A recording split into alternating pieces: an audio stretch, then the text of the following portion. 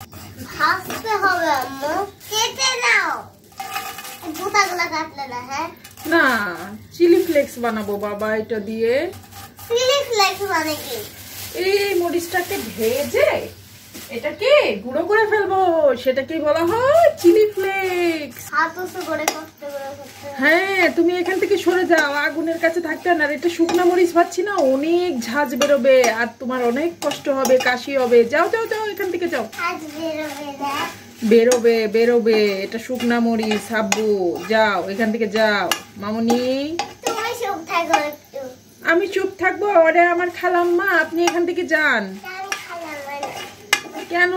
আমি তোমার বাচ্চা। আমার বাচ্চা, আমার বাচ্চা, এখান থেকে যাও। দেখেছো কেমন একটা গন্ধ বেরোচ্ছে? আবার তুমি এখানেই দাঁড়ায় আসো। যাও যাও যাও। ও একটা গন্ধ বেরোচ্ছে। ইয়াল্লা, তোমার কাছে গন্ধ লাগছে না? আরে খালাম্মা, আপনার কাছে গন্ধ লাগে না?